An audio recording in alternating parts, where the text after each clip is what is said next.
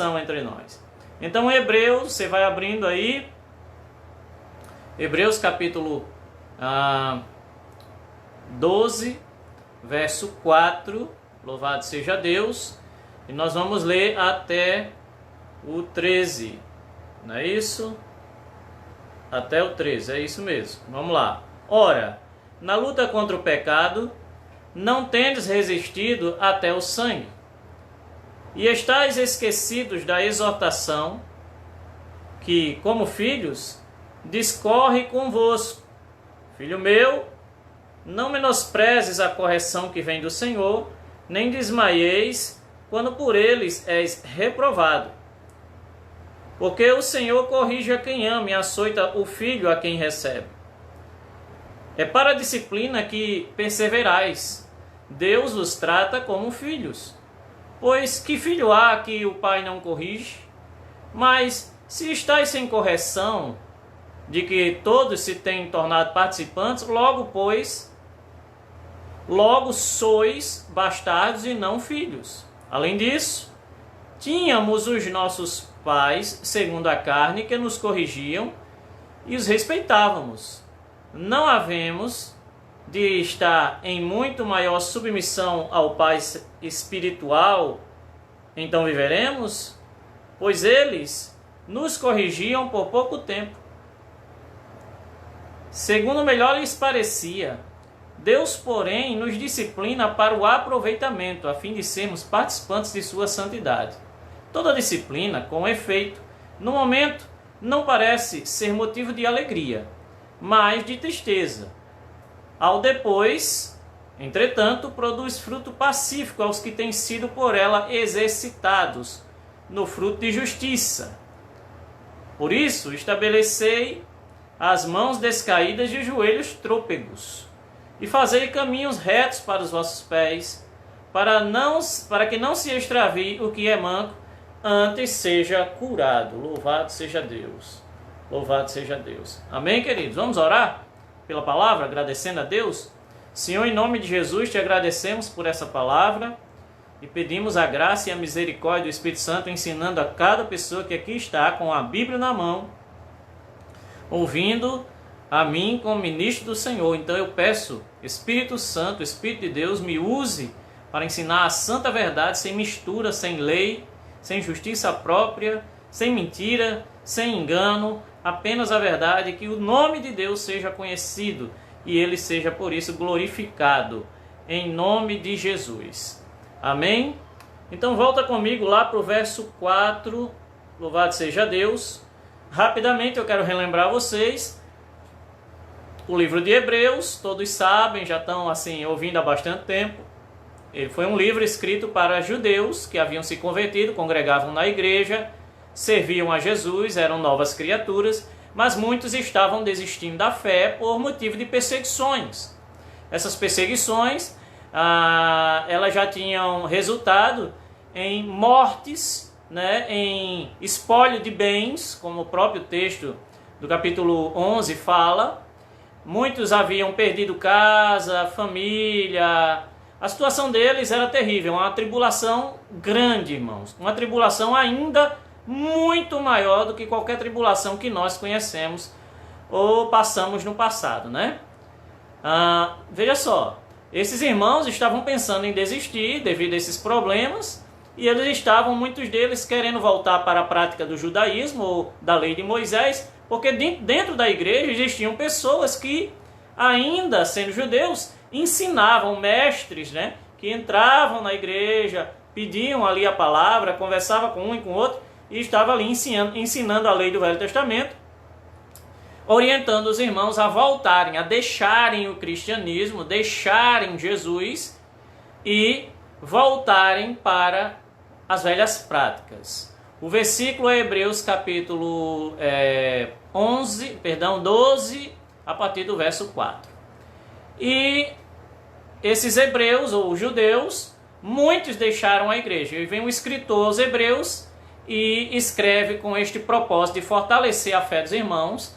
De que forma ele quis e desejou e efetuou com grande sucesso? Como foi que ele conseguiu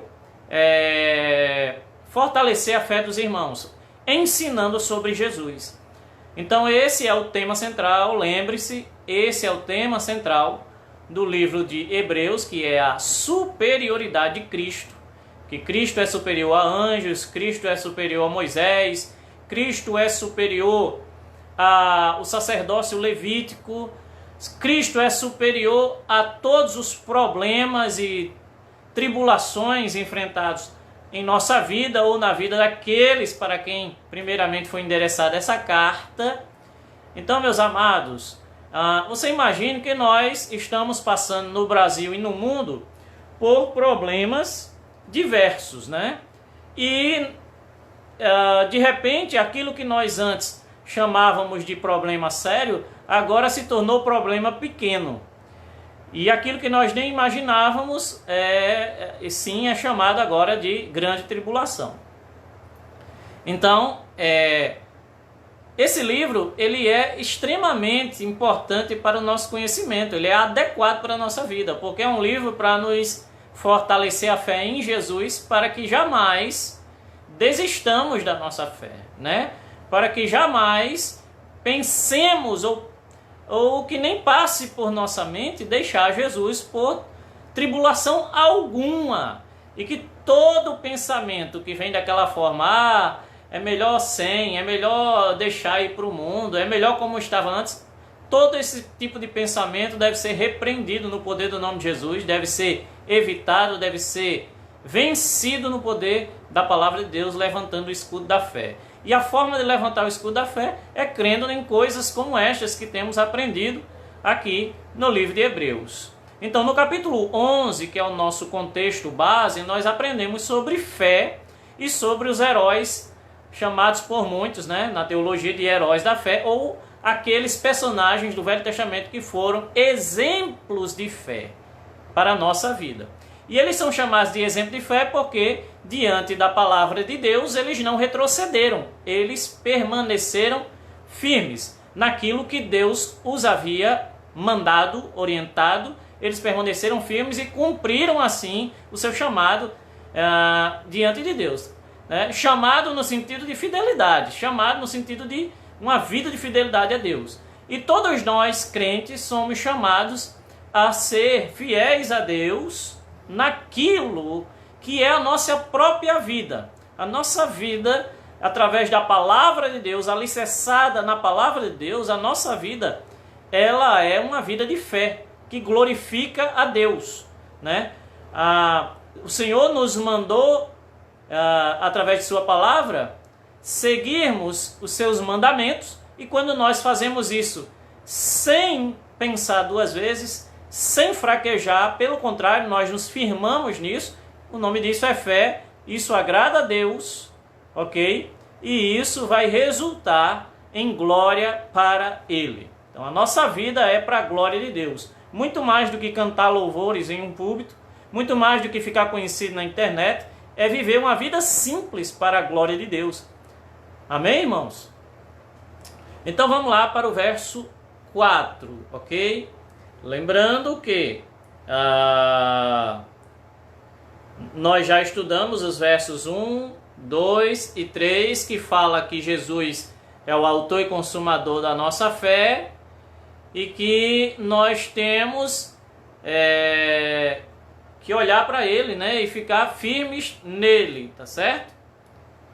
Nós temos uma grande nuvem de testemunhas, que são as testemunhas do capítulo 11, e nós estamos olhando para esse grande autor da nossa fé, que é Jesus, e Ele não vai nos deixar desmaiar em nossas almas ou nos nossos problemas, porque Ele, que suportou tamanha, né, tribulação por nós, Ele vai nos guardar, Ele vai nos proteger. Então assim, entramos no verso 4.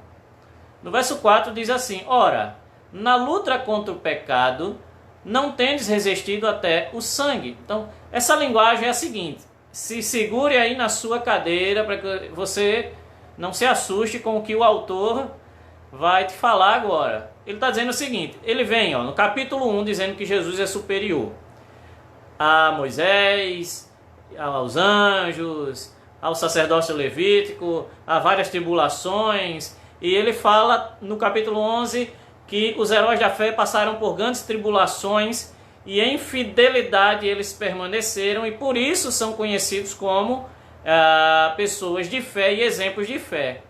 E aí quando chega aqui no capítulo 12, no verso 4, quando ele usa essa linguagem, na luta contra o pecado, ainda não tendes resistido até o sangue, ele está usando aqui uma linguagem militar. Basicamente, o autor aos Hebreus está dizendo assim, olha, vocês não tiveram que ir para a guerra, derramar o sangue de vocês não tiveram que ir para a guerra em defesa do Evangelho. E você pode perguntar, pastor, mas o que tem isso a ver? Porque assim, nós somos tentados, né? Quando passamos por tribulações, nós achamos que a nossa vida vai acabar. Né? Essa tribulação, oh meu Deus, me leva, a minha vida vai acabar e tudo mais. Então a resposta para essa atitude, que todos nós já fizemos, né? Essa atitude, a resposta para essa atitude de fraqueza, de fragilidade, de olhar para o problema e achar que tudo acabou, a resposta do autor aos Hebreus é, peraí gente, vocês ainda não resistiram até o sangue, vocês ainda não resistiram até a ir para a guerra e dar o sangue de vocês contra o pecado, a favor da fé. Se isso não aconteceu com vocês ainda, o que vocês estão reclamando? Por que vocês estão querendo desistir da fé se vocês ainda nem derramaram sangue por amor a Jesus? E isso, irmãos, é um belo puxãozinho de orelha para cada um de nós. Por quê? Porque essa é a verdade do cristianismo, essa é a verdade do Evangelho. Aquele que segue a Jesus não pode ter a sua vida por preciosa.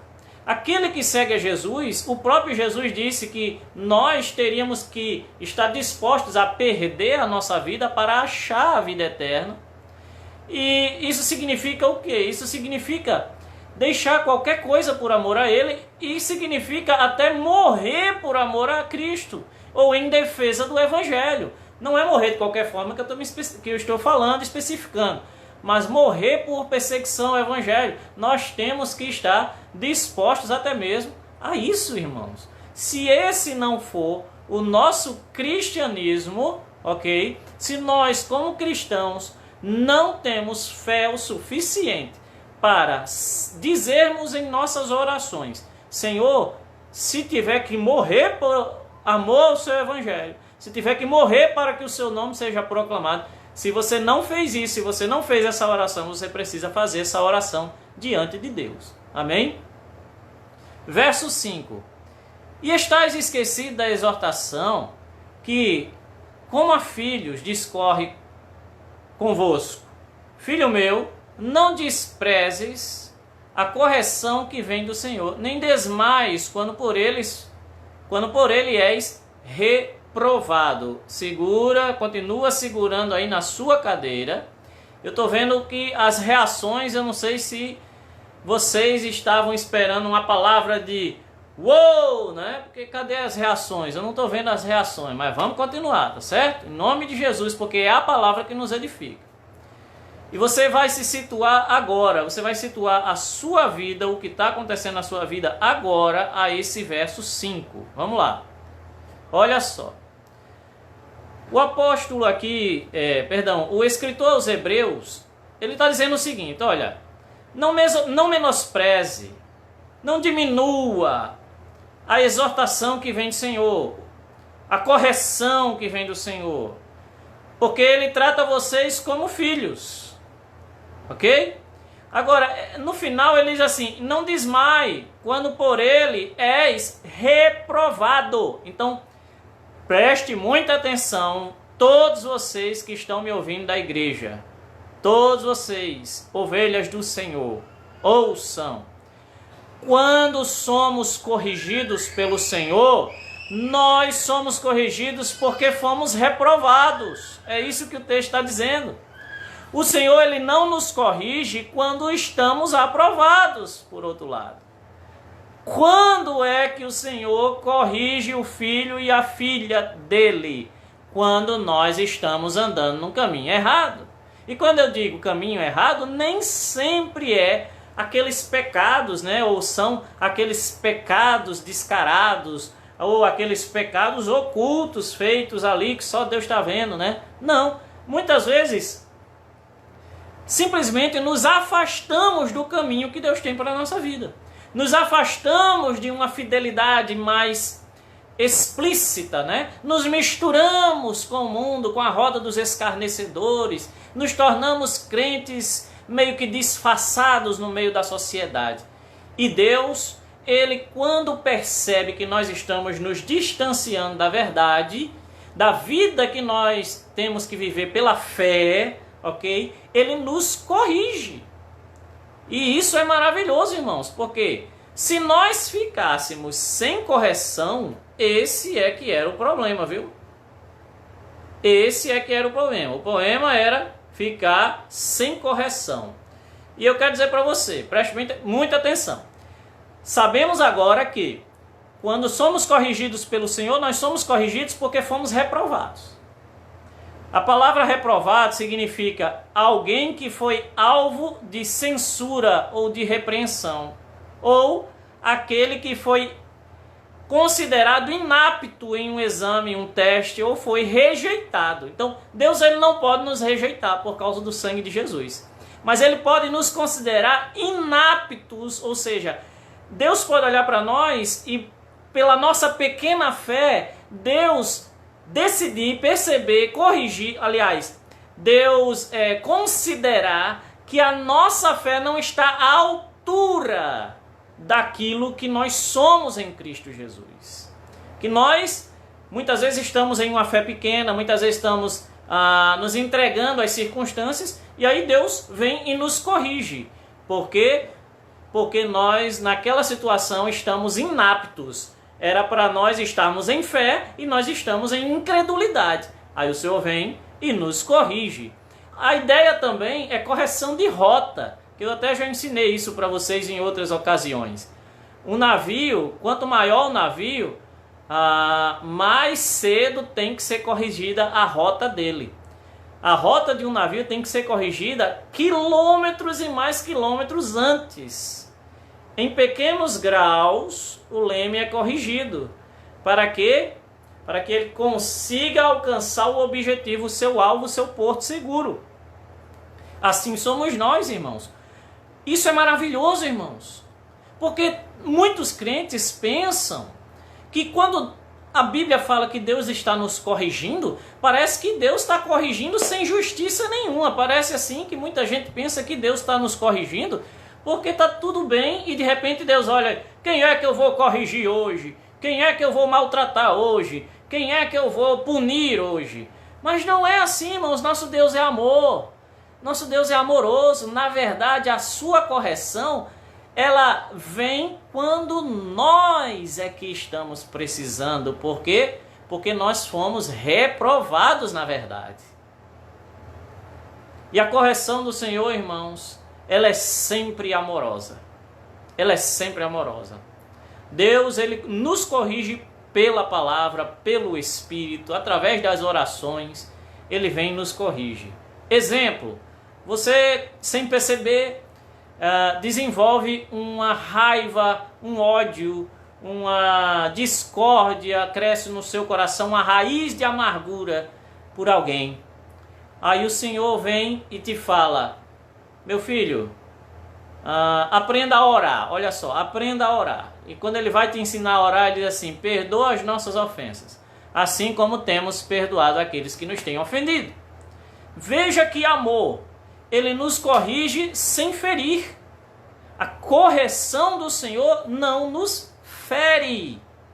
Ela é um amor aquecedor.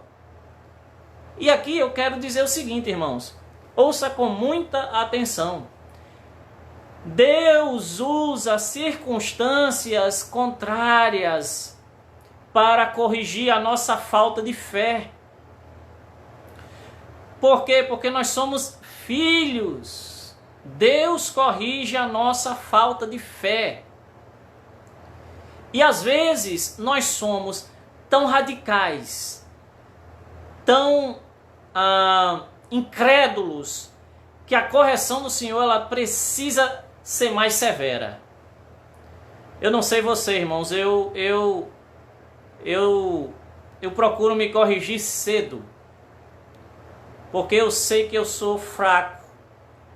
Não que eu seja fraco na fé, apesar de que sabemos que no geral somos fracos na fé, nós precisamos de mais fé, por isso precisamos pedir todos os dias. Mas eu sou fraco no sentido de medroso. Eu sou medroso, irmãos. Eu estou diante de um povo muito corajoso, então eu sou medroso, irmãos. Eu não gosto de hospital, eu não ando rápido no carro, eu não saio correndo. Às vezes eu brinco numa viagem, eu corro um pouquinho, mas depois eu já volto andando devagar. Eu não sou daquele que arrisca muito, não. Por quê? Porque não que eu tenha medo do perigo diretamente, mas eu não quero ser corrigido por Deus por incredulidade. Então, vamos entender o seguinte: quando o Senhor nos corrige, Ele faz isso porque Ele nos ama e Ele não nos chamou para a incredulidade. Então, não despreze quando a correção vier do Senhor por causa disso. E aí, irmãos, vocês podem estar pensando o seguinte: mas pastor, a gente estava já, alguns de nós já estávamos vivendo no limite da fé. E aí vem uma tribulação, como uma doença, como uma pandemia dessas, como uma tribulação econômica dessa, para piorar. Não, irmãos, calma. Na verdade, você achava que estava numa grande tribulação porque a sua fé era pequena. A tribulação aumentou, a fé aumenta junto. Por quê? Porque Deus corrige o filho a quem ama, e Ele nos corrige para que a nossa fé esteja à altura dos desafios que nós vamos enfrentar nessa vida. Glória a Deus. Glória a Deus. Deus seria mau se Ele permitisse que passássemos pelas tribulações do jeito que nós queremos, do jeito que nós vamos. Não, Ele vem e nos corrige de antemão. Antes Ele vai nos corrigindo, Ele vai afunilando, e aí Ele vai agindo de uma forma que vai corrigindo seu filho e sua filha. Daqui a pouco você está orando mais, lendo mais a Bíblia, e você vive vendo ministrações na internet e não perde um culto, seja online, como está sendo agora, e você está espalhando o Evangelho para todo lado. Então, queridos, o que está de errado? Não, está tudo bem, e está melhorando, Quanto mais a rocha, aqui bem nordestinês, né? Quanto mais a rocha, mais crente, irmãos. Ok? E eu me lembro de alguns personagens da Bíblia, irmãos, que aconteceu exatamente assim com eles. Né? Quanto mais eles passaram por tribulações e adversidades, maior era a fé deles. E aqueles que quiseram desistir da sua fé, o Senhor chegou lá com um consolo e levantou. E para terminar esse verso 5, me permita dizer uma coisa: apesar de que alguns versículos que se seguem continuam falando dessa correção do Senhor, mas me permita dizer uma coisa: o fato de Deus nos corrigir não significa que vamos viver debaixo de correção. Não é isso. Deus, em alguns momentos da nossa vida, Ele nos corrige. Mas eu vou dizer para vocês, irmão, nosso Deus é tão misericordioso, mas tão misericordioso, que Ele nos dá muito mais momentos de paz, alegria, de regozijo, de comunhão com os irmãos, de prosperidade. Ele nos dá muito mais isso, né? Não somos merecedores, mas Ele nos dá muito mais isso. Mas em alguns momentos nós relaxamos. E quando relaxamos, nós temos um Pai. Vamos ver isso? Olha só. Verso 6. Porque o Senhor corrige a quem ama e açoita o filho a quem recebe. Você é filho, você é filha de Deus. Você só é corrigido porque você tem um Pai. Os próximos versículos, nós vamos encontrar um comparativo, né, que é feito pelo autor de Deus para com os nossos pais. Né? Ele diz o seguinte: os nossos pais terrenos, no conhecimento deles e na limitação deles, eles nos corrigiram visando o nosso bem. Ou seja, os nossos pais, as nossas mães, eles nos corrigiam, alguns com uma chinelada, outros com as coisinhas a mais, que nem alguns que a gente conhece, e outros até a menos, né? Mas sempre os nossos pais nos corrigiam com castigos, tirando aquilo que nós queríamos muito fazer, vai, tira porque você está de castigo. Os nossos pais nos corrigiam porque eles tinham mais conhecimento, mais experiência, e nos amando, por amor, eles nos corrigiam para que nós fôssemos preservados, não nos tornássemos pessoas ruins. Então o autor usa esse comparativo para com Deus, né? E ele fala algo interessante no final do verso 9, quando ele diz assim, última parte do verso 9, acompanha comigo: não havemos de estar em muito maior submissão ao Pai espiritual, e então viveremos. Então ele está dizendo assim, olha, nós estávamos sendo corrigidos pelos nossos pais para sermos submissos a eles. E nós aprendemos a ser submissos a eles.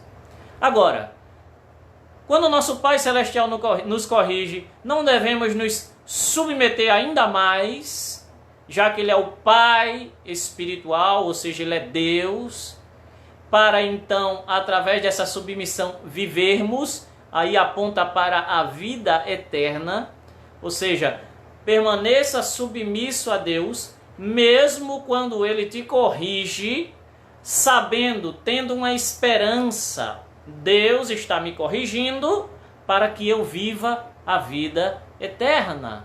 Então, quando nós formos corrigidos, primeiramente, o que aprendemos? Aprendemos que quando somos corrigidos porque nós estávamos errados. Segundo, Deus nos corrige porque Ele é um Pai que nos ama.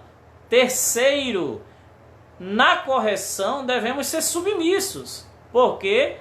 Porque se o nosso Pai está nos corrigindo, é para que vivamos a vida eterna. Amém? E aí ele está falando mais no verso 11, algo que é interessante também para a nossa vida, eu já estou chegando no final.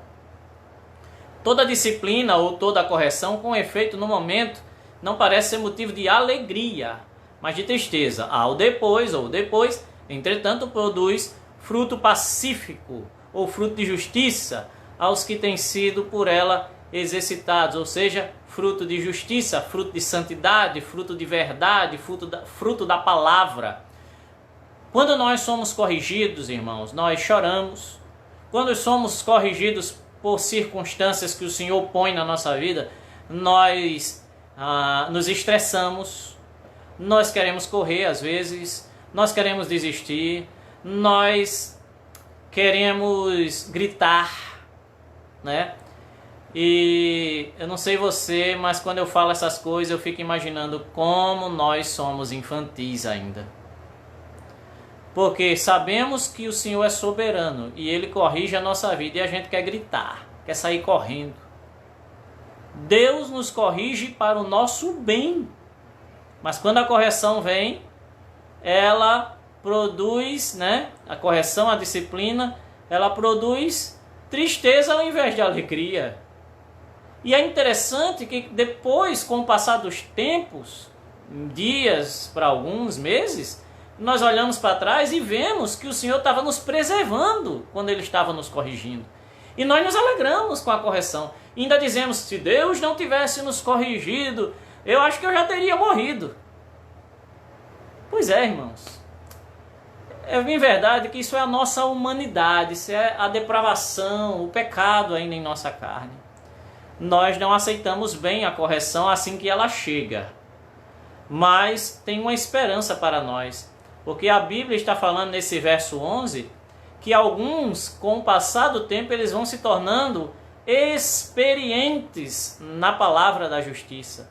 Experientes E que experiência é essa? São pessoas que já foram tão corrigidas por Deus e já colheram os frutos maravilhosos dessa correção, que essas pessoas, quando a correção vem, elas a recebem de bom grado. Elas recebem a correção como bem-vinda. Ela já não é uma correção que traz tristeza, ela já traz aquele fruto de justiça. Opa, está chegando a verdade. O errado sempre sou eu e Deus está sempre certo. Amém? Que eu diminua e que Ele cresça. Louvado seja Deus. Louvado seja Deus. Essa é a verdade, irmãos. Verso 11. E eu quero que você abra em Provérbios, capítulo 3, bem rapidinho.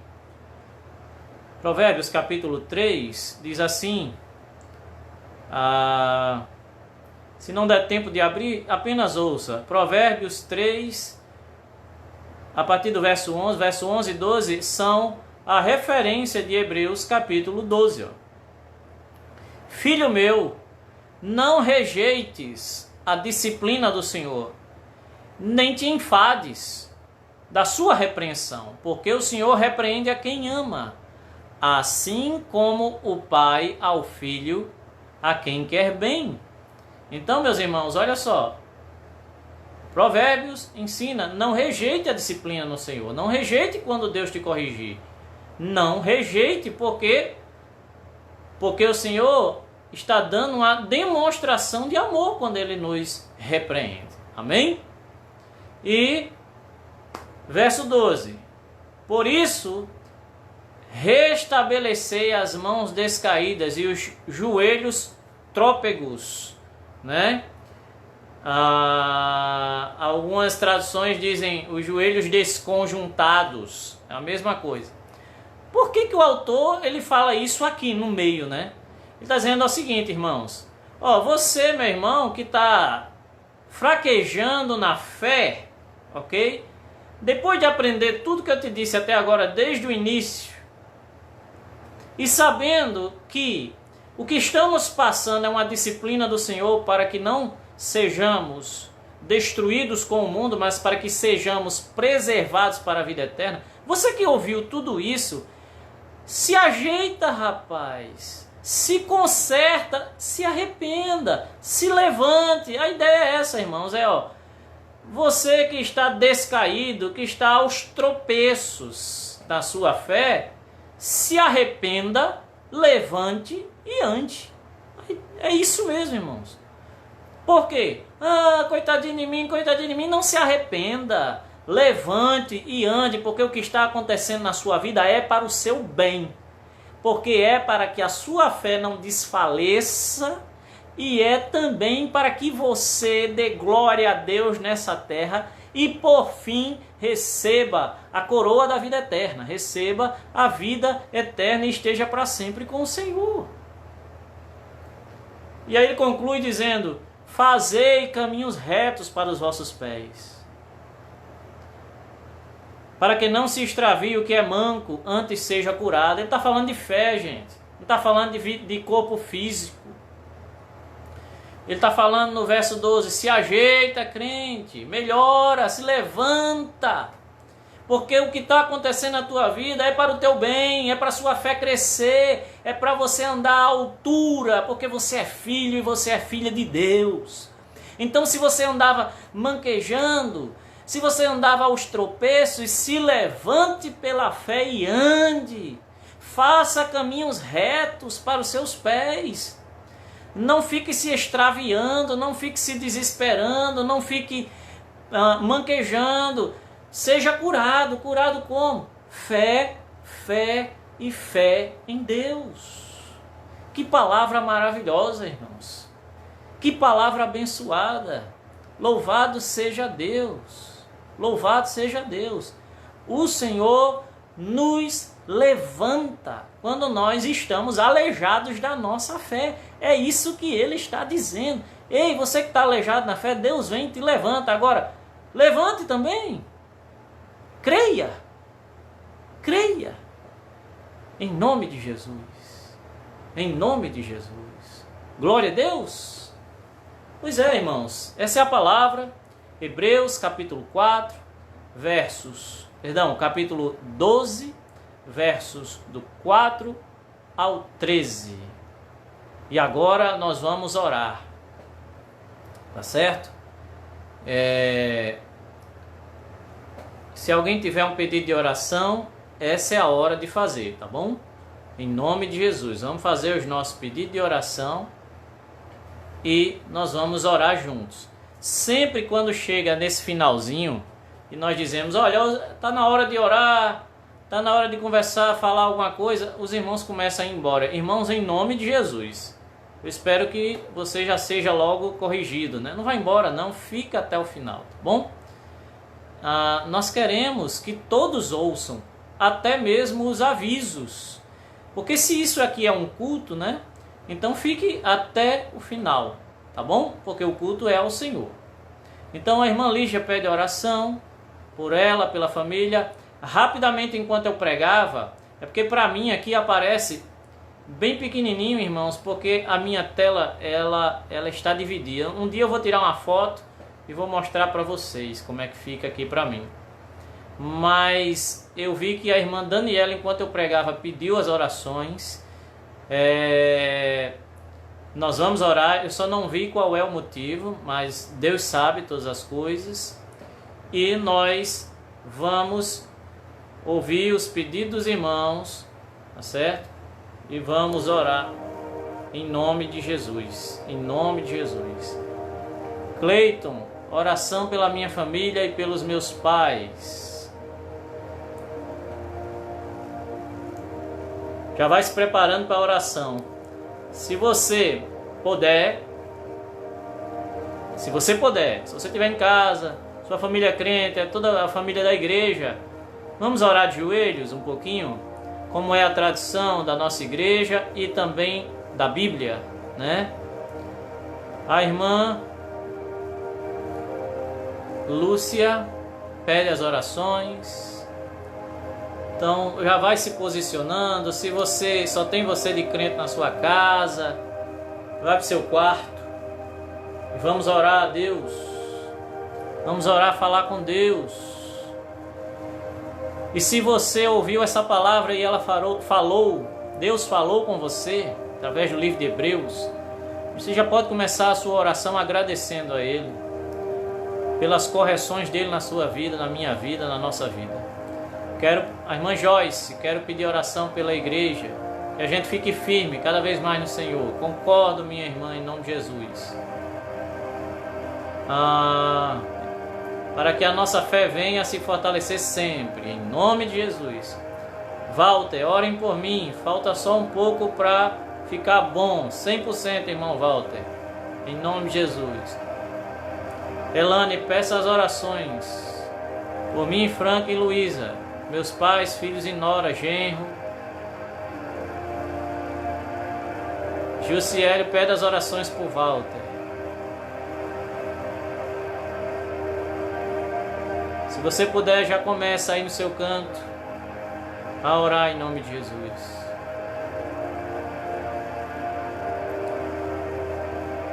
Louvado seja Deus.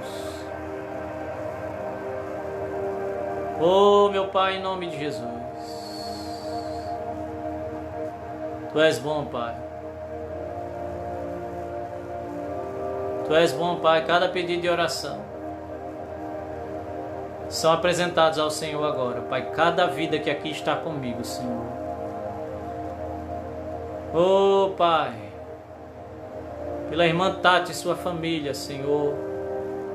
Por cada irmão que pediu por sua família, que pediu fé, que pediu ao Senhor. Oh, Pai, em nome de Jesus. Aleluia. Oremos todos. Pai querido, justo, Santo Deus e eterno Pai, nós te agradecemos por esta palavra. Nós te agradecemos porque como é bom saber que o que acontece conosco não está solto. O Senhor é o Deus que está conosco em cada passo da nossa vida. Como é maravilhoso saber que o Senhor cuida de nós de formas que nós nem imaginamos. Tu és o nosso socorro, o socorro bem presente. Tu és o nosso refúgio. Tu és a nossa força, Deus Todo-Poderoso. É em nome do Teu Filho amado Jesus Cristo que nós nos apresentamos em oração. Aleluia. Oramos pelos filhos do irmão Laércio, Pai, em nome de Jesus, olhos iluminados. Oh, meu Pai, graça e favor, misericórdia sobre a vida deles, Pai. Para que através do amor do Senhor eles sejam totalmente convencidos da graça da cruz. E agora, Pai, oramos por cada irmão e irmã que está aqui conosco nesse culto ao vivo, através dessa ferramenta, através do Facebook. Obrigado, Pai, por nos unir em espírito e em verdade. Pai, que o Teu Espírito Santo, mais uma vez, graciosamente, venha sobre nós. Venha sobre nós, Espírito de Deus. Misericórdia e graça do Senhor sobre a vida dos meus irmãos e das minhas irmãs, das famílias da igreja, Pai. Um fortalecimento que vem do alto. Oh, Pai, pedimos o perdão dos pecados, o perdão pela falta de fé. Oh, Deus, em nome de Jesus, inunde esses corações agora de amor, de graça, da palavra da justiça. Que os meus irmãos e irmãs agora deem um salto de amadurecimento no Senhor.